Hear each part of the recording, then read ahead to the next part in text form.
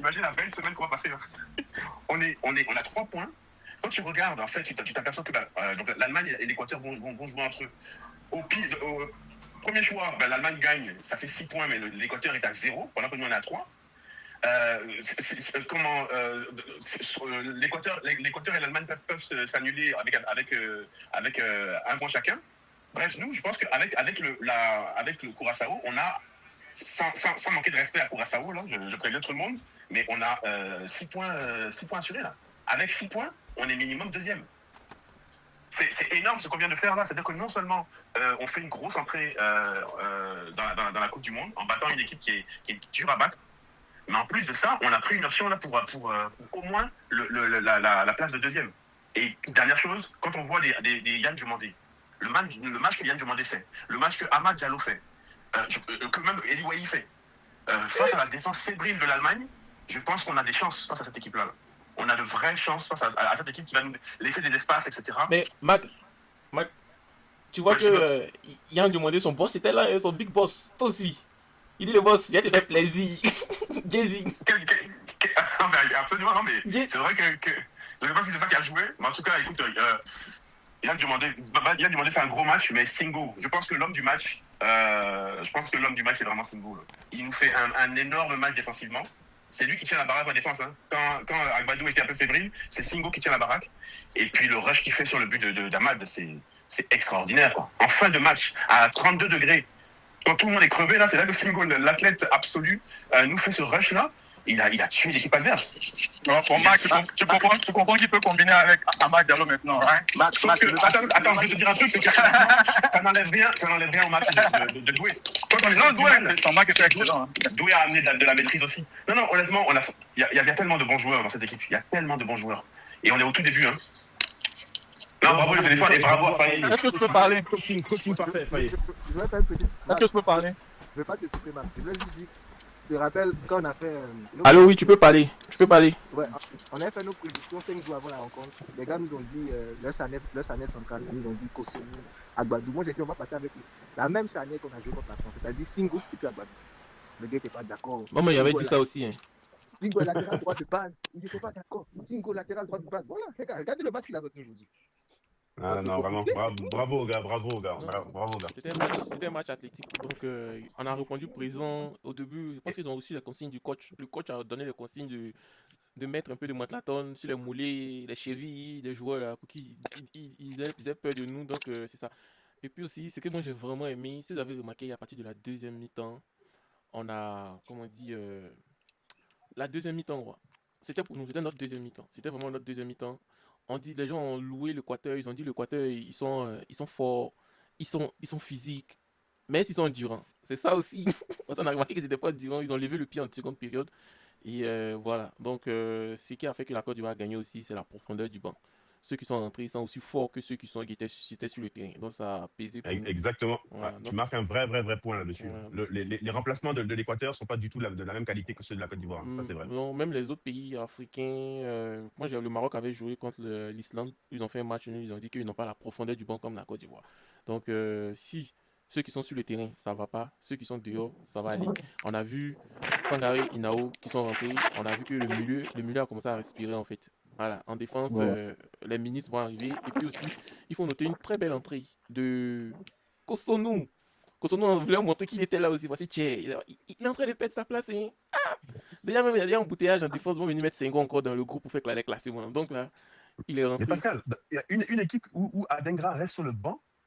C'est que vraiment, il y a beaucoup de choix. Hein. Adengra est resté sur le banc alors qu'il aurait fait du bien aussi, tu vois. Ouais. Il y a tellement de joueurs. Dumondé, il a fait un match de patron. C'est un match de référence. Franchement, on disait que Dumondé n'a pas de match de référence, mais ce match-là, moi, c'est un match de référence. Ce qui m'a étonné, pour le moment, ce que je vois, on n'a pas vu le reste des matchs, mais parmi tous ces matchs jusqu'à maintenant, c'est ce match-là qui montre vraiment les qualités de Yann Dumondé. Ouais. Maintenant, ça soulève aussi un point, ça soulève une question. La hiérarchie sur le côté droit. Ne viens pas nous parler de droite ici, là. Oui, pardon. Les gars, laissez-moi donner un point de vue aussi. Ouais, Pardon, vas-y. À droite, à gauche, en fait, ça qui est bon. Autant à droite qu'à gauche, il était bon. Pour moi, je veux d'abord relever le côté positif. Je ne sais pas si vous m'entendez parce que j'ai un peu de vent, je suis en train de marcher. Non, c'est correct. Ok. pour moi, le côté positif, c'est. Voilà, je suis vraiment satisfait de Yann Diomandé, du fait qu'il jouait plus facilement en une touche et avec ses coéquipiers. Donc, je suis vraiment satisfait de sa prestation. Et comme je le disais, il n'avait pas de match de référence. Et c'est son premier match de référence. Et voilà, je pense qu'il joue autant mieux à gauche qu'à droite. Donc, il n'y a pas vraiment de débat sur cette histoire. Il doit jouer à gauche ou à droite. J'ai aimé la combinaison aussi de. Comment il s'appelle ce gars?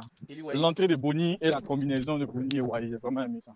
Donc, je pense qu'on a vraiment une autre option. À part Pépé en 9,5, on a Boni qui peut jouer 9,5. Et il est vraiment technique. Ah, vraiment. En défense, je pense que la défense était correcte. La défense a plus souffert en fait de. On va dire, bon, j'apprécie bien évidemment la prestation de Amad Diallo et je crois que Amad Diallo ne devrait pas être sur les bancs. Voilà. Ça, je lance une petite pique à M. Askia. C'est même pas, voilà. Ça doit même pas être discuté en fait. C'est le leader technique de cette attaque. Merci. On pourrait ajouter aussi Yann Diomandé. Voilà. Je pense qu'il a vraiment, voilà. C'est peut-être le second ou le troisième, je sais pas. J'ai pas trop aimé la prestation de Bazou, le côté négatif. J'ai pas trop aimé la prestation de Bazou. Je l'ai trouvé un peu moyen. Bon, c'est sa première titularisation, donc je pense qu'il faut relativiser. Agbadou, c'est un peu le plus gros problème de notre sélection. Et je pense que ce n'est pas parce qu'on a gagné qu'il faut ne pas le dire. Voilà. J'ai entendu quelqu'un dire que personne n'a mal joué et tout. Vraiment, faut arrêter ça, quoi. Je pense qu'on aurait pu se prendre au moins 3 buts en première mi-temps. C'est déjà plié. Donc, j'ai pas du tout aimé cette combinaison de Kessié et Seko. Et je l'avais déjà signifié avant le début du match. Je pense que je sais pas ce qui se passe entre Seko, Kessié et Payet, mais franchement, c'est pas bon. C'est pas bon. Et ce qui me fait encore plus mal, et ce qui m'inquiète, c'est le fait que ces deux-là aient déjà eu 2 cartons jaunes avant la première mi-temps et qu'on arrive en deuxième mi-temps, il les reconduit. Je sais pas. Je pense que si les Équatoriens étaient un peu plus intelligents, ils auraient pu créer des fausses, s'arranger pour créer de la bagarre et tout. Et ça, on aurait eu des problèmes. Donc, je pense que je crois que Faye, il faudrait vraiment qu'il arrête d'être têtu, voilà. C'est qu'on peut prendre les bancs. Il doit prendre les bancs. Inao doit être dans tous les matchs, sauf s'il ne joue pas bien. Sangaré doit être dans tous les matchs, sauf s'il ne joue pas bien. La troisième option, c'est Kessié. Ce n'est pas parce que c'est le capitaine qu'il faut le titulariser tout le temps. Je trouve que. Il aurait dû cogner la l'arbitre. présence. Bon, il avait déjà un carton jaune. Hein. Je pense que l'arbitre français nous guettait un peu aussi.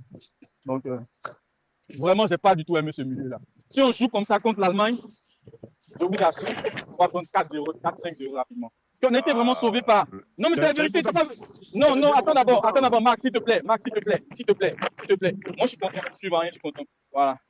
Contrairement à ce que tu crois, je suis beaucoup plus ivoirien que toi. Dosé. Je ne t'ai pas donné mes origines, mais je suis plus ivoirien que toi. Voilà. Côte d'Ivoire depuis 500 ans. 500-600 ans. Adama, dosé. Voilà, mettez ça sur le live. Donc, je veux dire que je suis très content. Mais en même temps que je suis content, il faudrait qu'on pose le diagnostic. Et ce diagnostic, moi j'ai vu ça, je pense que d'autres personnes aussi ont vu, les Nelo et d'autres gars, Yann, Ivan, pardon. Ce duo-là, Kessié, c'est quoi là? Il faut les enlever. En défaut, il faut peut-être mettre Kessié en plus, quoi. Mais les deux autres là, comment ça s'appelle? Inao et Sangaré, il faut vraiment les mettre parce que ces deux-là bonifient le milieu. Je ne sais pas quelle hiérarchie il fait, si il fait les classements en fonction de l'âge, en fonction des chèques qu'on lui passe. Je ne sais pas, je ne lui prête aucune attention, mais franchement, je suis déçu de ce milieu. Okay, et je crois que si on joue. Attends, d'abord, je termine. Marc, s'il te plaît, tu as parlé, hein? On t'a écouté. Je crois que si on aligne ce 11-là face à l'Allemagne, on perd. Mais de toutes les façons, comme Marc l'a dit tout à l'heure, on est déjà qualifié. On peut vraiment dire qu'on est déjà qualifié. Je ne sais pas. Je ne veux pas.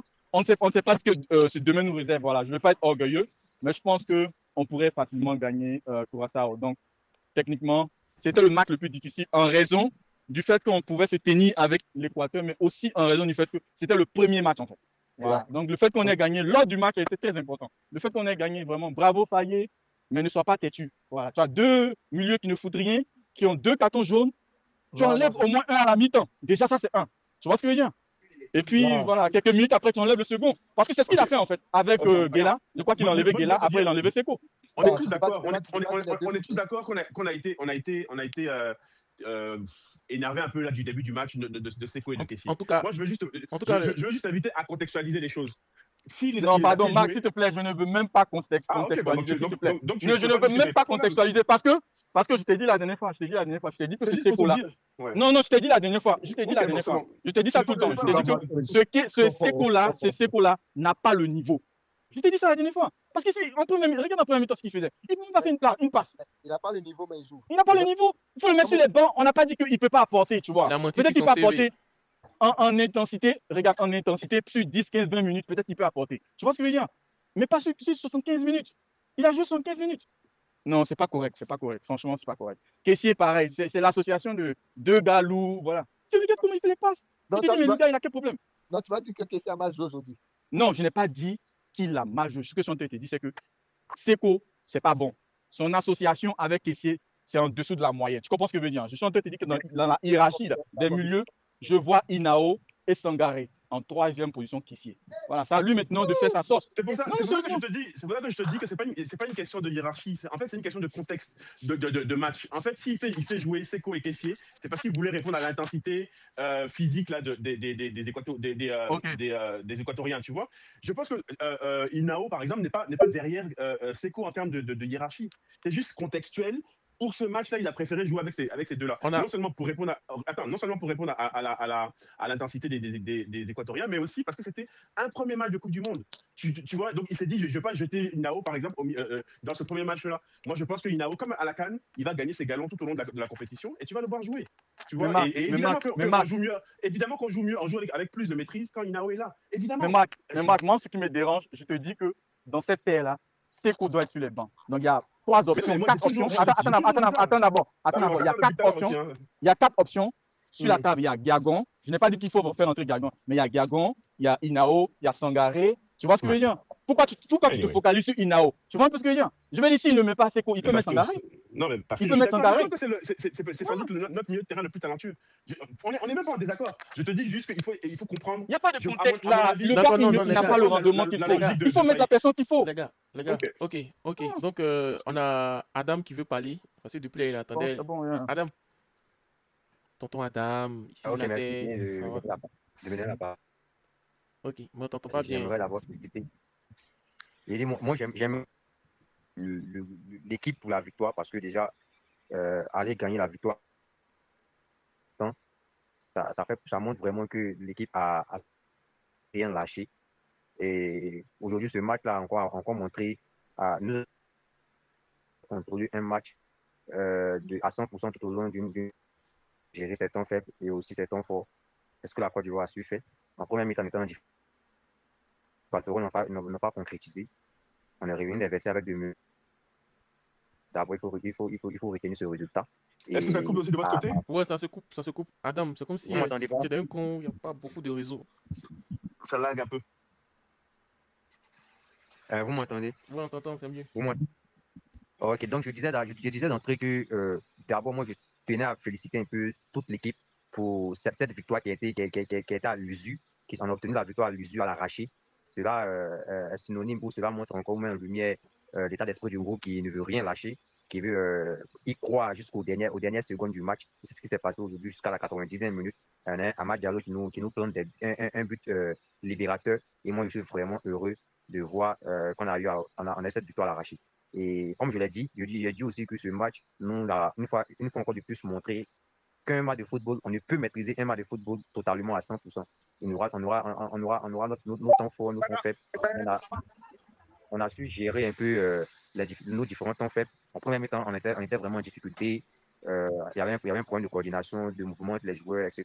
Il y avait vraiment un véritable problème entre les joueurs. Ça communiquait, chacun cherchait un peu fait. Mais après, en seconde période, je pense que les joueurs sont rentrés avec de meilleures intentions. Pour moi, c'est le foot. Hein. Aucune nation sur cette Coupe du Monde n'est parfaite. Toute équipe a des lacunes. Et jusqu'à aujourd'hui, je n'ai pas encore vu une équipe qui a gagné un match. Peut-être, on va dire non, elle était rayonnante. Il y a toujours des bons moments et des mauvais moments. Et nous, on a su profiter de nos temps forts. Dans les derniers instants du match, on a concrétisé. Au moment de l'Équateur avait ses temps forts, hier, Fofana avait les anges auprès de lui qui ont empêché les Équatoriens de trouver la faille. Et c'est tout bénéfique pour le pays. Et je pense qu'après, quand on rentre dans le match, dans le contenu, il y a beaucoup de choses à dire. Je suis d'accord qu'on critique cette première mi-temps parce que pour moi, cette première mi-temps, c'est qui met en difficulté réellement nos milieux dans notre jeu. C'est le manque de pressing de la part de nos attaquants, en l'occurrence Pépé et Wai, qui ne gênait pas assez la relance des Équatoriens. En premier temps, les Équatoriens arrivaient à construire facilement, arrivaient à passer ce premier rideau, à se retrouver facilement au niveau de la ligne médiane. Et une fois qu'ils étaient au niveau de la ligne médiane, on proposait un bloc défensif qui n'était pas assez compact. Et à chaque fois, il y a les ballons qui passaient dans le dos de Yann Diomandé, Bazou. Ça mettait nos milieux en difficulté. Ils étaient obligés de se remettre des fautes pour interrompre un peu les actions ou l'élan offensif de l'équipe équatorienne. Donc, tout ceci, l'un mais dans l'autre, ça a provoqué, ou ça a amené nos milieux à commettre des fautes. Pour moi, je pense que si on veut réellement défendre bloc bas, il va falloir travailler à resserrer les lignes réellement. Et si la première ligne des 4 qui se trouve au niveau de la ligne médiane est très haut sur le terrain, il va falloir que la dernière ligne défensive suive un peu pour resserrer, pour réduire les espaces entre ces deux lignes-là. Parce que lorsque la dernière ligne défensive est la ligne à 4 des deux défenseurs centraux, plus les deux latéraux, lorsqu'ils sont au niveau de la surface de réparation, et que la deuxième ligne des 4 est au niveau de la ligne médiane, il y a un gros boulevard qui se crée entre ces deux lignes-là. Et c'est plus facile de trouver des joueurs équatoriens dans le dos. Il va falloir rectifier ça. Et aussi, essayer par moment des essais pressing pour gêner aussi les adversaires. Pas être spectateur, ne pas les laisser dérouler, construire facilement et sortir, se retrouver au niveau de la ligne médiane. Côté ivoirien, un point aussi à améliorer, comme je l'avais tantôt énuméré ici, c'était le jeu sous pression. Derrière Fofana, les relances, pour moi aujourd'hui, je n'ai vu aucune relance courte qui a réussi, que ce soit en premier temps comme en deuxième mi-temps. À chaque fois qu'on est pressé, on dégage, on cherche à mettre à allonger le jeu. Et dans le jeu long, j'ai rarement vu Fofana être pressé dans ses balles aériennes. Mettez à blanc la fond. En relance courte aussi, une fois qu'on est pris, on n'arrive pas à relancer court. Un jour, j'ai fait même ce débat ici avec Marc concernant ce problème de relance lorsqu'on est mis sous pression. Ces gens m'ont dit non, que oui, même si on est sous pression, on arrive à jouer. Ben aujourd'hui, moi, j'ai revu encore ces mêmes lacunes là. En premier temps, on n'arrivait pas à sortir court. Alors que les Équatoriens avaient la latitude de construire depuis l'arrière. Nous, on jouait que des longs ballons et on se battait sur des seconds ballons. La récupération des seconds ballons. Pour te rassurer, l'Équateur est peut-être l'une des meilleures équipes au monde dans ce domaine. Hein. Donc, c'est pas exceptionnel d'avoir du mal face à eux. Quand tu espères avoir le contrôle dans le jeu, comme l'Équateur l'a fait en première mi-temps, c'est de pouvoir construire depuis l'arrière, pas de lancer le long ballon et puis chercher à gagner des seconds ballons. Il faut construire depuis l'arrière. On n'avait pas des schémas préférentiels de sortie de balle. Ça, il y a numérique, c'est ici. Lorsqu'on est mis sous pression, on n'arrive pas à sortir pour le ballon. On peut te poser une question ou tu veux juste parler, nous faire une conférence? Quand je vais finir, je vais fermer mon micro. Tu vas poser la question. Non, mais justement, en fait, c'est à toi la question. Non, comme c'est tu sais parler. Ok, bon, on te laisse ta conférence. Mais Marc, quand tu parlais, on t'a laissé parler. Non, Marc, laisse-le. Ok, pas de problème. Vas-y, finis. Si on finit les questions. Moi, il y a 2 questions pour lui. Faut parler. Ok, donc je reviens. Laisse le philosophe parler. C'est un vrai coach, ce gars. C'est qui a fait la différence en seconde mi-temps. En seconde mi-temps, on a commencé à presser un peu, on a commencé à gêner les relances équatoriennes. On a vu les gardiens équatoriens à maintes reprises chercher à dégager le ballon immédiatement. C'est ce qu'on devait faire plus en première mi-temps parce que tu peux avoir un bloc haut sur le terrain avec Wai et Pépé qui sont très haut devant et nécessaire. Et tu ne fais pas les dégagements. Tu ne fais pas le premier pressing. Quand tu ne fais pas le premier pressing, mais les défenseurs équatoriens ont la latitude. Ça, c'est un point. Mais quand tu laisses l'Équateur construire sans mettre une pression, même qu'elle arrive au niveau de la ligne médiane, on est toujours en place, on quadrille le terrain. On ne laisse pas de réel pressing sur le porteur du ballon adverse. Ils ont la latitude de se trouver entre les lignes. J'ai vu plusieurs ballons passer dans le dos de Yann Diomandé. Parce que la ligne défensive des 4 défenseurs qui sont à la dernière ligne défensive avec la ligne médiane, la ligne qui tombe au niveau de la ligne médiane, il y avait un écart. Les lignes n'étaient pas resserrées. Et en premier mi-temps, ils ont trop joué dans notre dos. Ils se sont facilement retrouvés dans la surface.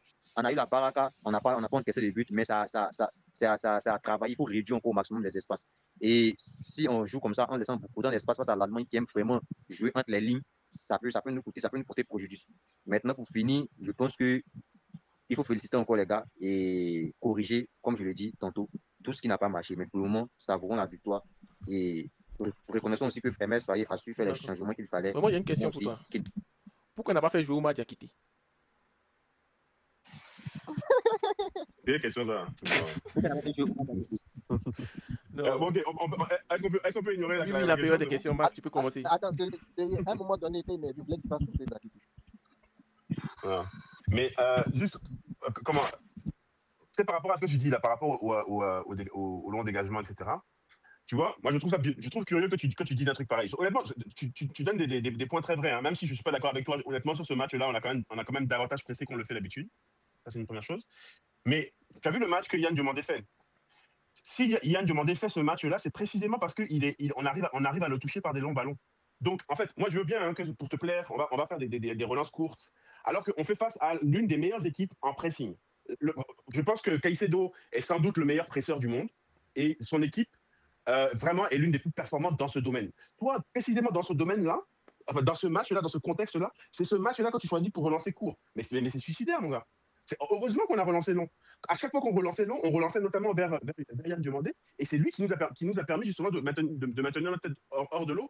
Quand il recevait le ballon, il était capable de le conserver, il était capable d'attirer des Équatoriens à lui, il était capable de faire la différence tout seul, etc. Donc, face à une équipe comme ça qui presse haut, il faut au contraire justement envoyer des longs ballons. Et je te confirme que contre l'Allemagne, c'est exactement ce qu'on va faire. En fait, l'Allemagne va nous donner des espaces, ils vont venir nous chercher haut, ils vont nous donner des espaces derrière, il faut absolument envoyer des longs ballons. Allô, Mac.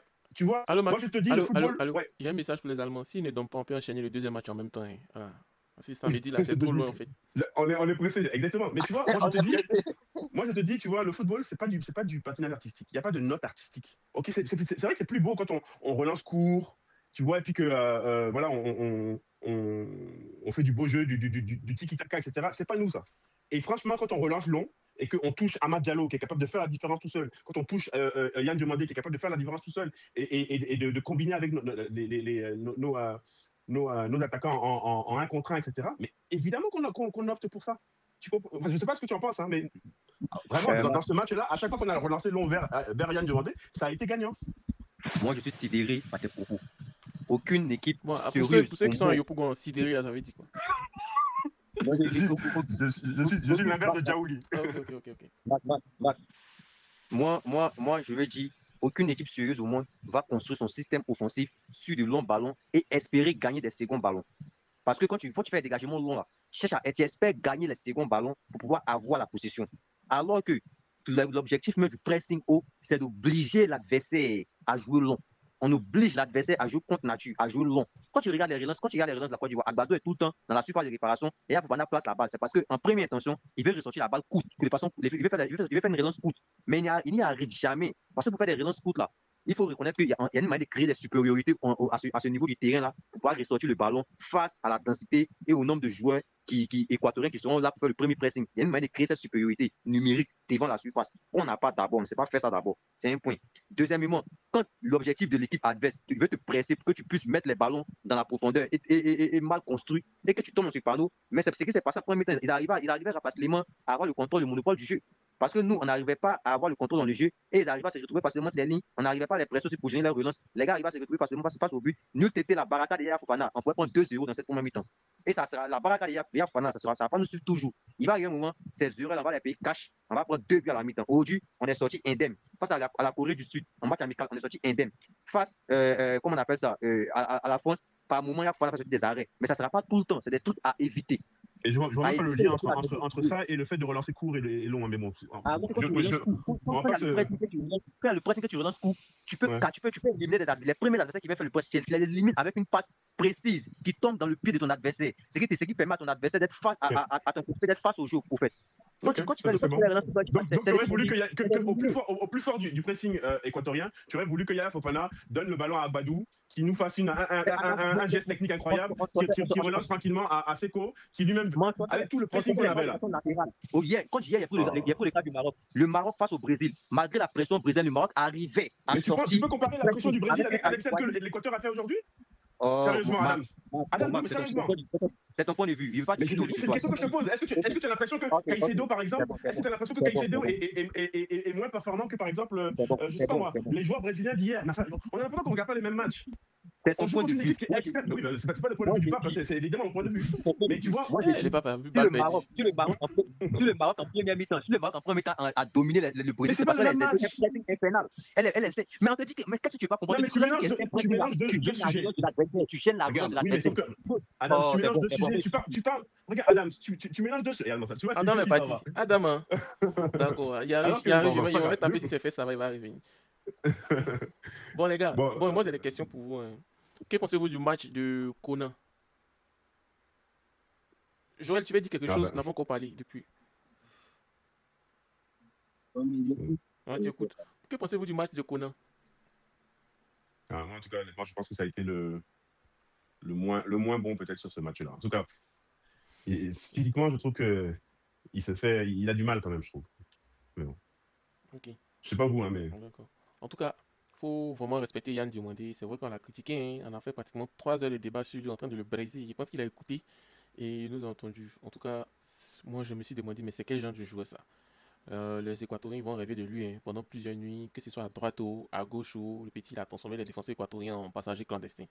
En tout cas, 80 ballons touchés, 5 occasions créées, 11 duels remportés, où on dit que son épaule était un peu bizarre, mais malgré cela, il a remporté 11 duels, 15 ballons portés vers l'avant, 22 passes dans le dernier tiers, 12 ballons Non, touchés c'est dans la très bien. surface. C'est un Mais record depuis que la je Coupe du pense que Monde a son commencé. transfert, je pense que son transfert vient de prendre 20 millions facilement, là, en Ouais. valeur. Depuis que la Coupe du Monde a commencé, aucun joueur n'a fait ça en fait, actuellement. Donc l'Équateur, ils étaient tellement dépassés. Bon, on parlait d'Nkapié de Arsenal. On pensait que c'était un latéral qui allait vraiment bloquer, mais Yann Diomé fait pousser démarrer. Il freine un peu. Dès qu'il accélère, les gars ne peuvent plus démarrer. Oh, c'est l'une des forces de Yann Diomandé. Franchement, il était vraiment intéressant. Voilà. En tout cas, ce qui Et m'a ce de fait. deux côtés, Ouais, à droite comme à gauche. oui, à droite comme à gauche. Ce qui m'a fait plaisir, vous voyez, dans un stade où vous recevez les insultes tout en jaune et vous partez les faire dormir. Ouais, Côte d'Ivoire, ils vont jamais oublier ça. Vraiment, vraiment, vraiment. Ok. Non, non, non, très, très, très bon match. Qu'est-ce que Askia a pensé du match de Connor? Mais c'est ce qui a bon Monsieur avis. Askia. Je viens d'arriver. C'était pas facile, j'ai presque perdu la voix là même. Ah. Il y a tellement de gars avec mes enfants ici là. Oh là là là là, c'est pas En possible. tout Mais cas, je dis, je vais vous poser une question. oui, Mais il y a une équipe qui a fait 19 matchs sans défaite là, ils sont où même? ils ont perdu haut. Non, Parce que mais les gens, faut reconnaître que c'est une grosse équipe. C'est quand même, face, c'est pas simple de les battre. face à la Côte d'Ivoire, c'est des perdants. C'est tout ce que je retiens. C'est fini. Ah, D'accord. Donc, chacun Ouais, va le donner match, le match a parlé. son top et puis son flop en fait. Son top 3, les 3 flops. Et Bon, puis, ok, moi je vous laisse parler, je vous écoute après, je donne pour moi. voilà, un message. Monsieur Kouaou, un message. Top flop des. Comment on appelle? Des éléphants. Allô, monsieur Kouaou, vous êtes là? Roger et toi, ton top flop. Roger. Vas-y alors. Bon, Joël, ton top et puis ton flop. On t'entend pas bien, on t'entend pas bien. Allô, vous m'entendez là? Ouais. Ouais, c'est bon. Ah, il pleut chez nous ici, donc excusez. Comme je disais déjà là, d'abord j'ai vraiment aimé le match parce que c'était un match de- de tension parce que bon, c'était le premier match d'abord et puis aussi il y avait une certaine pression vu que c'est toute l'équipe toute l'équipe n'avait pas cette expérience de la Coupe du Monde. C'était, on va dire que c'est leur première Coupe du Monde. Et vraiment, chapeau à d'abord toute l'équipe, à tout l'effectif, parce que c'était pas facile de se battre contre tout un stade. Et là, c'était contre tout un stade qu'on jouait. Parce qu'on pouvait voir quand même que les supporters ivoiriens, c'était quand même vraiment une minorité au sein du stade. Mais force est de constater que par la grâce de Dieu, on a remporté le match. J'ai vraiment aimé la prestation de ne pas vraiment être aussi méchant, il va dire de tous les joueurs, mais en particulier Yann Diomandé, Sengo, Gueula Doué, comment il s'appelle déjà là? Yahi, hein, Ouahi. Après aussi les entrants, Boni, Amad Diallo, Ouais. Boni, je vais revenir sur lui aussi. Son match était vraiment intéressant aussi. Inao. Mais ce que j'ai pas vraiment aimé vraiment dans le jeu, je vais commencer par Bazoumano. Pour moi, c'était la flop de l'équipe. C'était vraiment la flop. Avec Bazoumano, il ne rien, il perdait les balles, il n'y avait pas d'occasion. Et puis, il y avait aussi Kessie, c'est notre capitaine, mais par moment, quand même, il faudrait qu'on puisse dire vraiment, voilà, Kessie, voilà. Tu peux accepter quand même de te laisser sur le banc, de donner la chance aux deux d'exprimer leur talent. Et puis après, on peut dire, tu peux entrer, comme l'a fait aujourd'hui Amad Diallo. Non, j'ai pas vraiment trop aimé la prestation de Kessie en tant qu'un ancien, et puis aussi en tant que, voilà, un milieu mondial, lui, on le met dans le panier des milieux mondiaux. Voilà, c'est un petit milieu, c'est un milieu lambda comme Sinao, voilà, c'est vraiment une grosse tête. Et en défense, j'ai vraiment pas aimé le jeu de Conan. Le jeu de Conan, c'était trop tabou, c'était trop. Il y avait pas de créativité, il y avait pas de comment dire, on sentait pas. C'est pas latéral en fait. On sentait pas que c'était latéral. Et puis, l'autre aussi, Emmanuel Agbadou, vraiment, par la grâce de Dieu, s'est rattrapé sur la seconde période. Sinon, en première période, vraiment, Agbadou, il nous faisait des conneries, franchement, c'est des conneries, c'est moi qui faisais. Mais heureusement pour nous, les Équatoriens n'ont pas pu bénéficier, su profiter de cette nonchalance-là de notre défenseur pour inscrire leur but. Parce qu'ils ont eu 2 fois le montant du poteau et puis voilà, une balle en l'air. Mais en tout cas, c'était une équipe vraiment qui voulait en découdre. Cette équipe voulait vraiment découdre avec la Côte d'Ivoire. Mais bon, on a été les plus forts. Comme d'habitude, on est toujours les plus forts, puis je crois qu'on sera toujours les plus forts. Pas par orgueil, hein, mais moi, je vous ai dit ici, dans le des jeux, que cette compétition, cette Coupe du Monde, je suis sûr que la Côte d'Ivoire viendra avec la Coupe du Monde. Ça c'est mon pronostic. On va gagner la Coupe du Monde. Ça fait 2 fois, il dit. Voilà. Troisième fois, là, c'est C'est mon plus. idéologie. Je peux donner mon point de Donc, vue. ceux qui ne veulent pas être d'accord Ouais, avec mon idéologie, tu vas ne soyez pas mes haters ici, s'il vous plaît. Mes D'accord. haters doivent être ailleurs, mais pas que mes haters soient ici. D'accord. Bon, Voilà. attendez, Donc, il y a quelque chose en 30 secondes, je vais parler un peu du match de Boni rapidement. Parce que quand il est rentré, il a changé le coup du match. Hein. Les gens n'ont pas encore parlé de ça. Effectivement. Parce que quand il est rentré, on a senti un autre visage chez les éléphants. Il a apporté ce qui manquait aux éléphants, c'est-à-dire un point d'appui devant. Dos au but, il a gardé le ballon, il a fixé les défenseurs, il a donné de l'oxygène à vraiment toute l'équipe. Donc, au fil du temps, on a vu les ailiers, ils ont eu beaucoup plus d'espace. C'est vrai qu'il y avait un côté de Yann Diomandé, mais les deux côtés ont commencé à plus respirer. Et puis aussi, les milieux aussi ont su accompagner les actions. L'équipe est montée un peu plus haut. Et puis aussi, on a fait beaucoup de pression sur l'équipe équatorienne. Donc, c'est vrai qu'il n'a pas marqué, il n'a pas fait de passes décisives, mais il a changé beaucoup de choses. Voilà. Donc, Ange, tu peux donner ton point de vue. Yeah. Bon, moi, je vais commencer par les flops. Bon, je pense qu'il y en a 3. Hein. Moi, je vois 3. Je pense que le plus gros flop, c'est. Je vois 4, pardon. Le plus gros flop, c'est Seko. Et après Seko, je pense que je mettrai Kessié. Moi, j'étais moyen. Je l'ai vraiment pas senti. Je dirais pas. Je mettrais pas. Bon, je pourrais ajouter Bazou et. Comment il s'appelle? Abadou. Mais bon, je pense que Bazou, il est assez jeune. C'est sa première titularisation. Voilà. Qui viendra comme le dernier flop du match. Après, je pense que tous les autres ont vraiment bien joué. Villa a bien joué. Il y a une top performance. Au début, c'était pas. Il y avait très peu de coordination entre lui et puis Pépé et d'autres joueurs, et Guéla même. Mais avec le temps, je pense que voilà, il s'est amélioré en une touche et tout. Vraiment, il a bousillé tout. Donc, en top performance, Ahmad, Boni, comment il s'appelle ce gars-là? Ahmad Boni, je pourrais rajouter un peu Wai, je pense que c'était un peu moins, mais c'était pas mal en tout cas. Sengo, pardon. Et je pense que tout le monde a. Oh, j'ai oublié un gars qui était vraiment flop, quoi, Kono. Guessant Je pense aussi. qu'il faut vraiment qu'il s'améliore. Tu dis? Guessant. Ah, Guessant n'a pas joué, hein, donc Ah, non, ou bien, je sais pas, il a Non, joué, non, mais non, pas non, le non, match. c'est pour plaisanter. Mais tu as eu le match d'un Canari. Mais même quand il joue pas, c'est un flop pour Ange. Non, non, mais bon, je vais dire. Bon, mes flops sont connus, hein, et en général, ils foutent le bordel aussi. Excuse-moi du terme. Mes flops sont connus, j'ai mis Kono parmi les flops. J'ai mis Seko parmi les flops. Et ça se prouve avec le temps, quoi. Voilà. D'accord. Ils sont en train de danser ceux, actuellement. ceux de qui j'attendais le plus, c'est surtout Yann Demandé. J'attendais qu'il joue simple et je pense qu'il a joué simple, surtout en deuxième mi-temps. Il a vraiment joué simple avec ses coéquipiers. Et voilà, ça a tourné. Je pense que s'il joue comme ça, on est parti pour aller loin. Voilà. Donc, je pense que l'équipe est bonne. Il faut vraiment parler, il faut qu'il nous laisse son histoire de. Mais si, mais l'équipe type, l'équipe adverse va connaître son jeu. Donc il fait du failli. Non, c'est pas forcément. Regarde. C'est sa marque de fabrique. Regarde bien ce caissier là. Regarde bien ce caissier. Ce caissier était sur les bancs à la CAN. Mais quand il est rentré en sortie de banc, là, regardez ce qu'il a fait. Je ne sais pas c'était contre qui. C'était contre le Sénégal Oui, ou contre le Sénégal. le Mali. Contre le Sénégal. Voilà. Contre le Sénégal. Voilà. Caissier, c'est un très très bon milieu. Mais franchement, je pense que quand il n'est pas concurrencé là, je sais pas. Et puis je pense qu'il doit évoluer un peu plus haut, quoi. Tu vois ce que je veux dire, non? C'est quelqu'un qui sait marquer, sait faire la passe, les passes décisives. Mais franchement, je pense pas qu'il est bon pour 90 minutes, quoi. Il n'a plus ce souffle-là. Il faut vraiment le mettre sur le banc. Il faut avoir le courage de le mettre sur le banc. C'est le capitaine. Mais quand il y a un capitaine, il y a toujours un second capitaine. Ce second capitaine, je crois que c'est Sangaré. Donc, c'est pas parce qu'il est capitaine que ça doit justifier sa présence sur le terrain. Si ça ne tient pas trop, il faut le mettre sur les bancs. Je pense que Payet doit avoir le courage de le faire. Je ne sais pas quel deal il y a entre lui, Seko et d'autres gars. Voilà. Mais franchement, ces deux-là, sur le terrain, c'est en dessus de la moyenne. Et ça, face à l'Allemagne, on peut prendre des plus de buts. On a vraiment eu beaucoup de chance en première mi-temps. Je ne vais pas gâcher la soirée, je suis content, mais il faut faire attention, quoi. Voilà. Face aux grandes équipes, on va carrément perdre. En fait. Voilà. Ok. Bon, moi, mon flop, Conan, le flop des flops, c'est quoi? Ensuite, Gilad, oui, il n'était vraiment pas dans son match aujourd'hui. Et puis, Bazmoana Touré. Maintenant, mon top, Yann Djumandi, c'est lui qui est le top des tops. Ensuite, Sengo.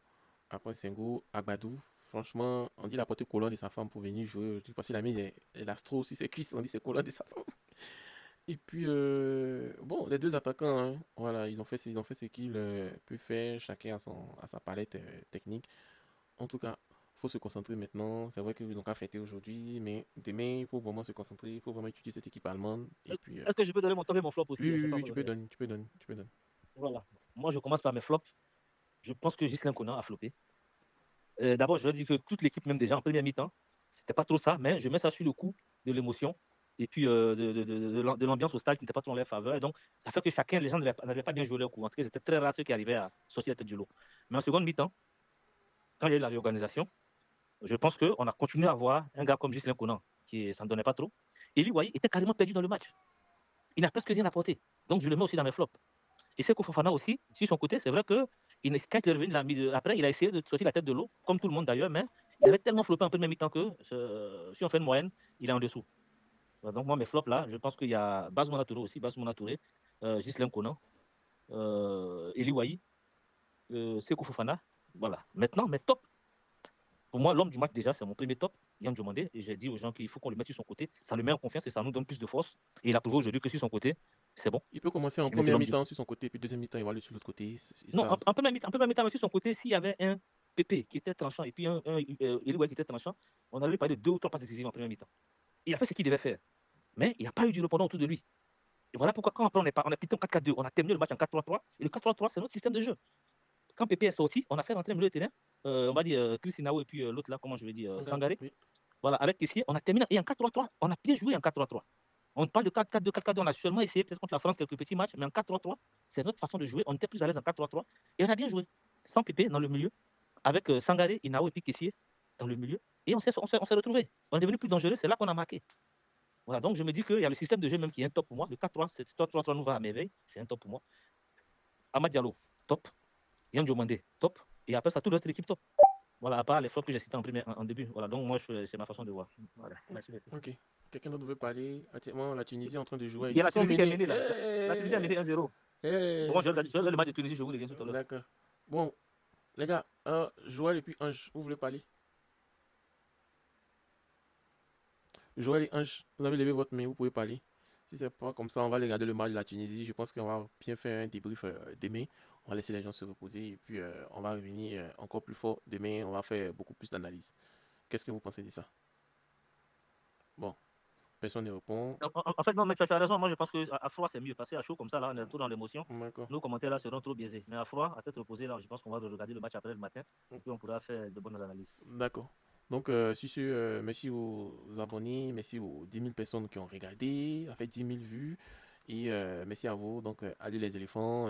Demain encore, n'hésitez pas à vous abonner parce que demain, on va rentrer plus en fond et en large. On va analyser les tactiques, on va analyser chaque joueur. Allez fêter. Donc, c'est ça. Donc, allez les éléphants. Et puis, on s'est dit à demain.